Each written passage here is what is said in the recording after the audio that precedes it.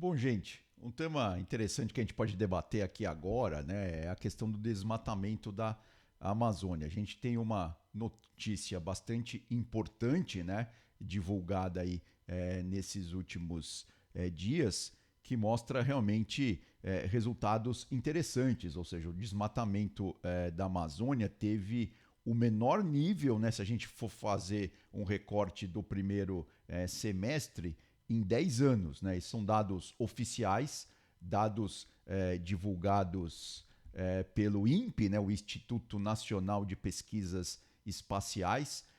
Foi divulgado numa sexta-feira, dia 10 de julho deste ano, de 2026.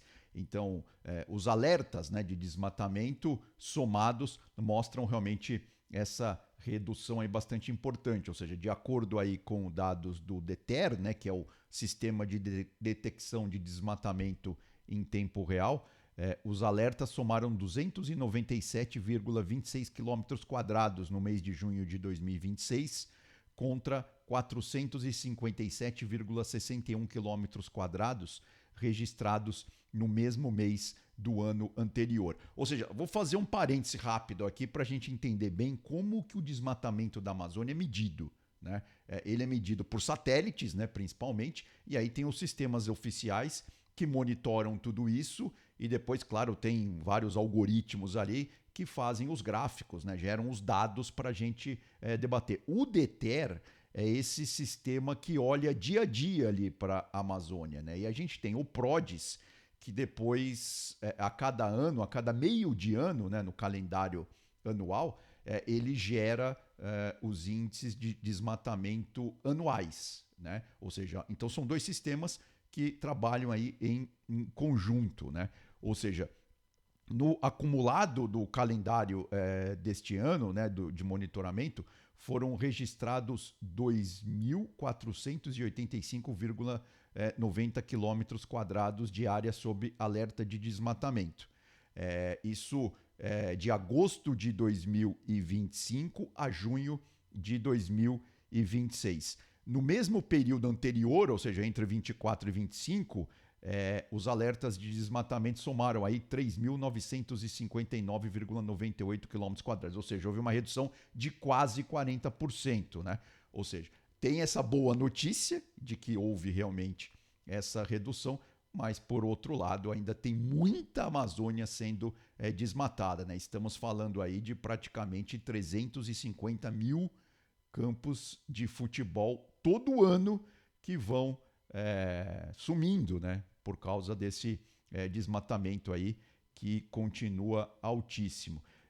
E aí, se a gente for pegar um gráfico um pouco mais comprido, né? Pegar um tempo aí bem maior de desmatamento da Amazônia, né? E esses dados são gerados desde os anos 80, ou seja, temos muitos dados, aí já temos uma série histórica, né, muito grande para mostrar esse desmatamento da Amazônia. Bom, até 2004, né, o índice era altíssimo, estava lá na casa dos 27 mil quilômetros quadrados, praticamente, de Amazônia destruída todo ano. Aí houve uma redução muito grande, né, até ali o ano de 2012. 2012 foi o menor índice anual, foi 4,6 mil quilômetros quadrados derrubados. Aí tivemos um outro aumento, né, em 2021, 13 mil quilômetros quadrados, e depois isso voltou a cair. E no último ano, né, que temos esse ciclo todo fechado, estamos falando aí de 5,7 mil quilômetros quadrados. Agora, por que é importante, né, a gente discutir o desmatamento da Amazônia? Bom, primeiro, claro, né, porque a própria Amazônia ela tem muitas riquezas naturais, né? Tem uma biodiversidade realmente altíssima, muito importante, né? Toda essa biodiversidade permanecer pelo menos viva, né? Não dá para dizer mais intacta, mas que pelo menos ela permaneça viva ali, né? Porque sem ela realmente a coisa vai degringolar muito rápido. Por quê? A gente tem o desmatamento, que é uma ação 100% causada pelo homem, né? Uma ação antrópica, e concomitantemente a tudo isso, temos também a questão do aquecimento global, das mudanças climáticas globais. Então, qual que é o grande ponto, a grande discussão que vem desde os anos 90 em relação à Amazônia, né? A gente tem o professor Carlos Nobre, que é do INPE, um dos maiores climatologistas do país. Ele estuda bastante esse tema desde lá dos anos 90, né? E existe essa discussão, então, do ponto de não retorno da Amazônia. Ou seja, até quando, né? Ou quanto, né? Melhor dizendo, a Amazônia aguenta, né? Em termos de desmatamento, em termos de destruição, em termos de impacto. Porque, claro, além das áreas que são 100% desmatadas, tem outras áreas que são degradadas também, né? E isso também, claro, vai cada vez mais enfraquecendo a questão amazônica. Então, esse ponto de não retorno, né, discutido, claro, em bases científicas, é isso.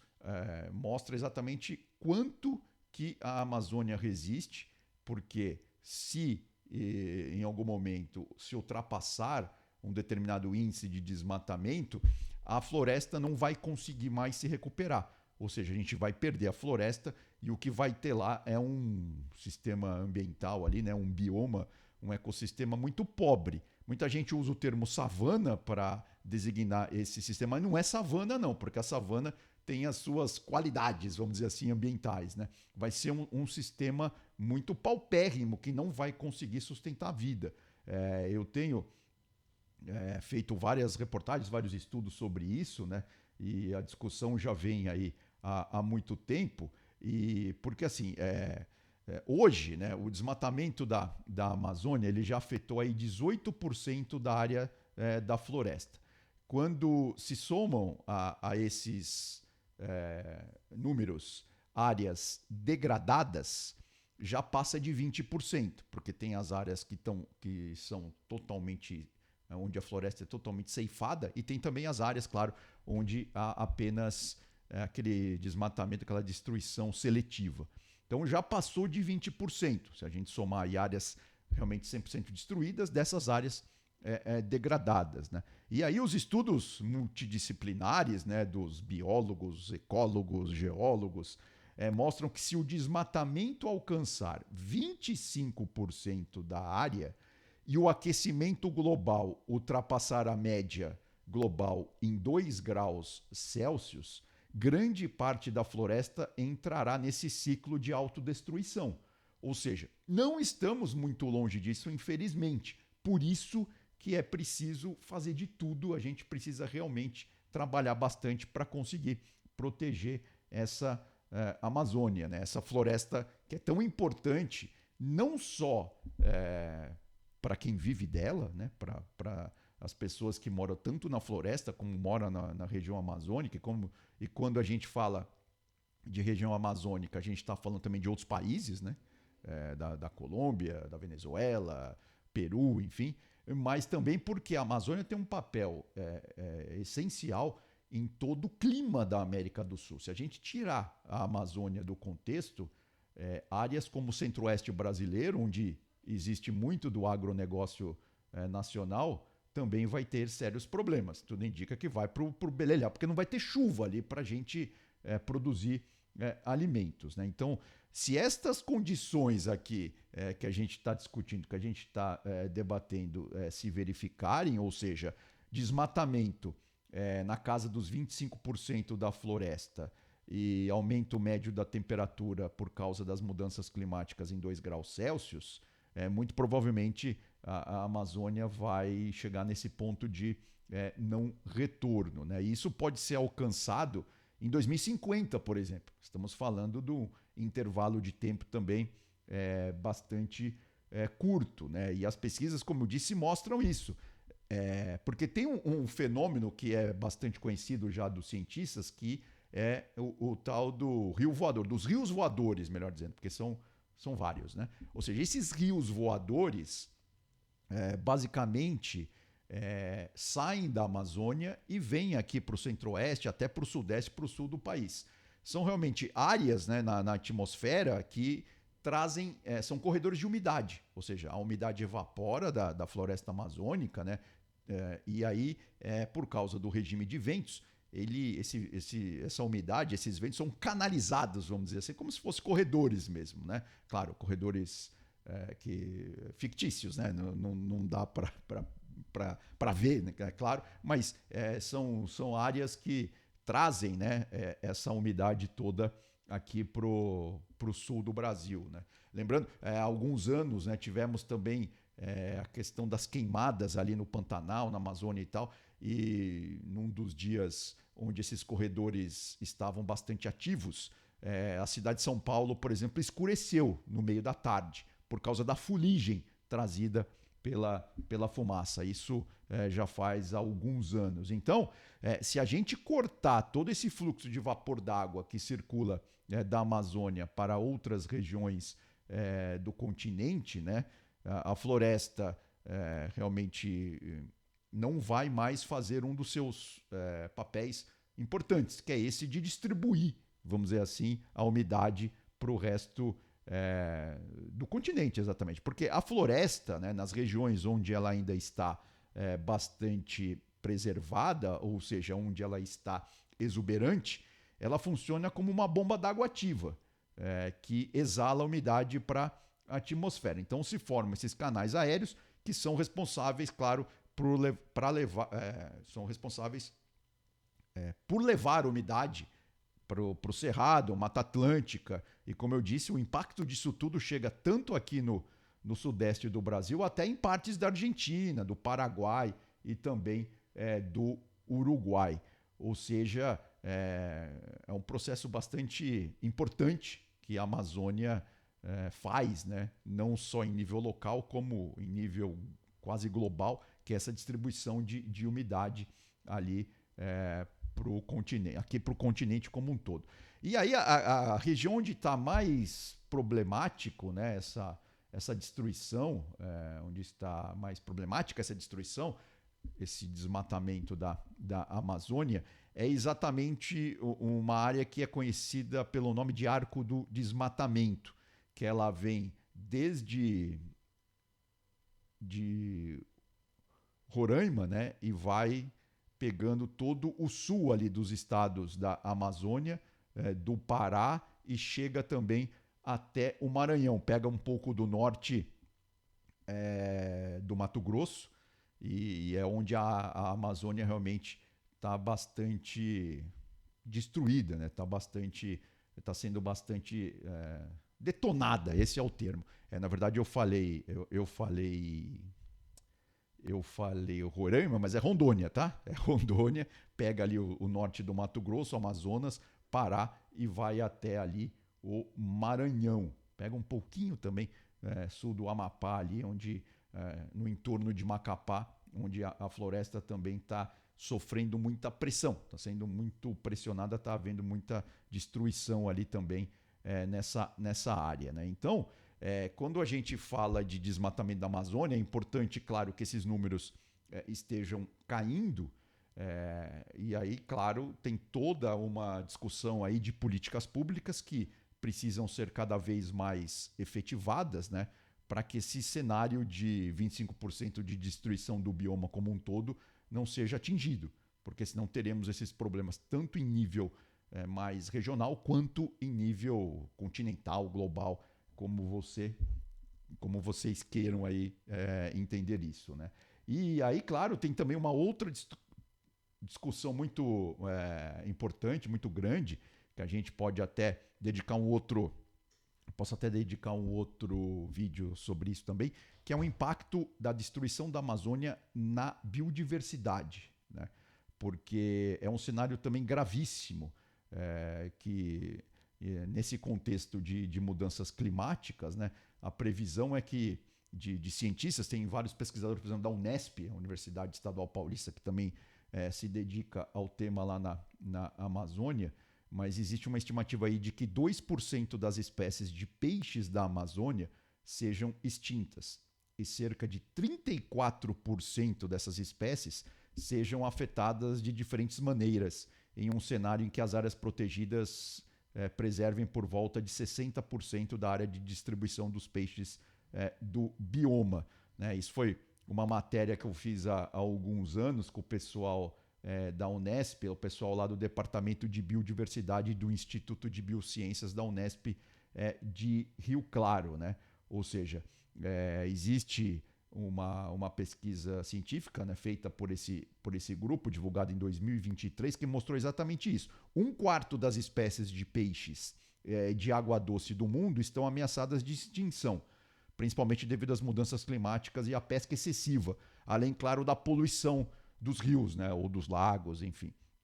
E aí esse cenário realmente é mais grave se pensarmos que as áreas protegidas e unidades de conservação não protegem adequadamente os ecossistemas aquáticos. Então, aí que entram aqueles dados que eu falei: 2% das espécies de peixes da Amazônia podem ser extintas e 34% dessas espécies podem ser afetadas de diferentes maneiras. Ou seja, é um número bastante alto, bastante peculiar. E eles se debruçaram especificamente a região de Rondônia, esse estudo aqui que eu tô citando. Mas aí, gente, como o nosso canal aqui, o Habitat, também tem. E a gente teve um outro vídeo sobre a questão das ondas de calor, né? E os dados realmente não param de surpreender, infelizmente, negativamente. Nas últimas semanas, nos últimos dias, né, tivemos vários incêndios, por exemplo, na França, em Portugal, na Espanha.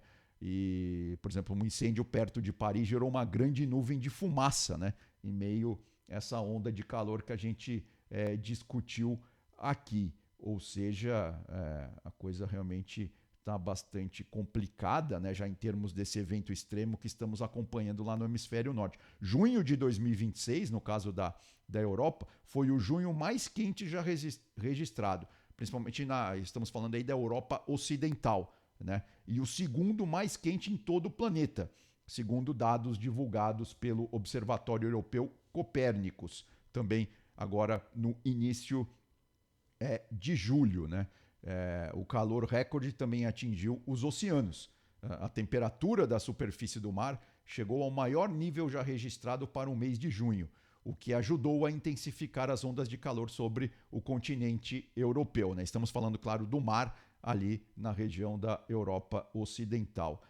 Naquela região, a temperatura média da água do mar ficou em 20,74 graus Celsius, 3,05 acima da média histórica para o mês, no intervalo que vai de 1991 até 2020. E o recorde anterior havia sido batido em 2025, ou seja, no ano passado. Isso que nós estamos também falando aqui sobre as ondas de calor, sobre os eventos climáticos extremos, né?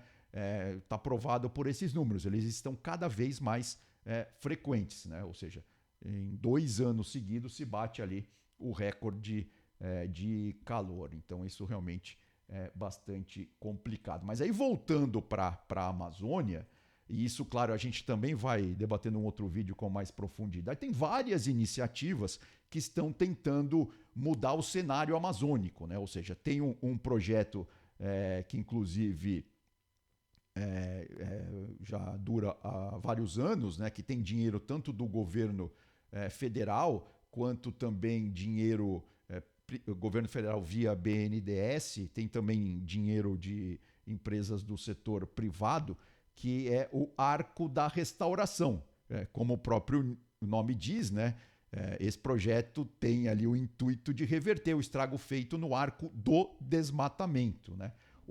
Esse plano foi anunciado lá na COP28, em Dubai, e está sendo liderado pelo Brasil, né? Visa restaurar aí 240 mil quilômetros quadrados de floresta até 2050. A primeira meta, o primeiro degrau aí desse plano é chegar a 60 mil quilômetros quadrados de restauração da floresta vegetal até 2030.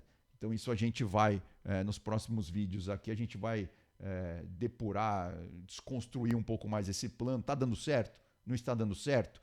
Então esse é o nosso intuito aqui também, né? Apontar caminhos e não ficar apenas só na questão da tragédia, da destruição e tal. Porque quando se fala de Amazônia, tem muitos mitos, né? Envolvendo aí a Amazônia. Um deles, por exemplo, que a gente já discutiu aqui no início deste papo, né? Deste vídeo, desta conversa, é que os dados não são bem gerados, que o sistema de monitoramento não é muito bom, mas isso é um mito, literalmente um mito.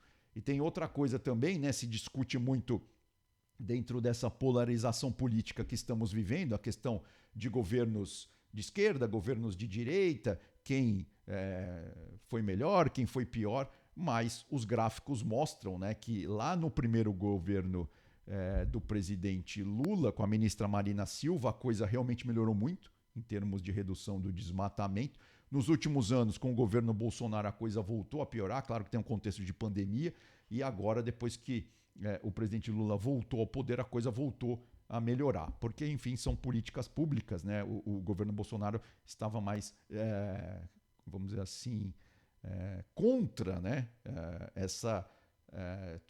Todas essas engrenagens ambientais que visam, claro, melhorar a situação, né, do meio ambiente, da Amazônia. O governo Bolsonaro abandonou por completo isso, ele parou de, inclusive, investir no Fundo Amazônia. O Fundo Amazônia que é um fundo importante, inclusive, até para o arco da restauração. Então, temos aí vários debates, várias discussões. Na Amazônia temos outros casos interessantes, né? E isso também é um dos mitos, né, que é muito discutido, de que as comunidades locais não fazem parte da solução, mas elas fazem parte da solução, ou melhor dizendo, elas precisam fazer parte da solução para que tudo comece a andar da melhor forma possível. A gente tem, por exemplo, um projeto muito interessante no Médio Juruá, que é o projeto de manejo do pirarucu. Tem também um outro projeto do café orgânico no sul do Amazonas.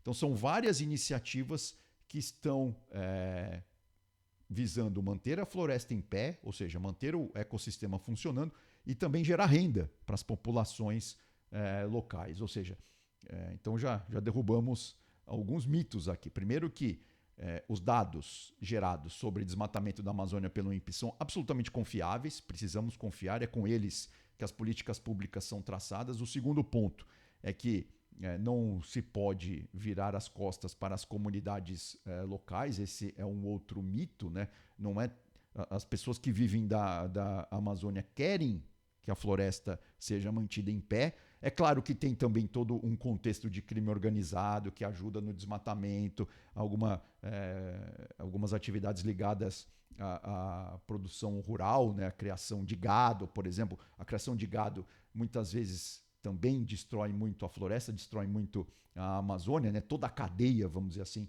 de atividades que beneficiam ali o lucro rápido, acabam acontecendo, claro, na Amazônia. Isso é algo que precisa ser também cortado, que precisa ser interrompido nesse ciclo. E aí o outro mito que é importante e a gente vai discutir nos próximos vídeos, tá? É a questão dessas soluções socioambientais que estão rolando na Amazônia. Elas existem e a gente vai mostrar aqui também no nosso canal o Habitat, tá bom? Então, fiquem bem, até a próxima. Valeu, tchau!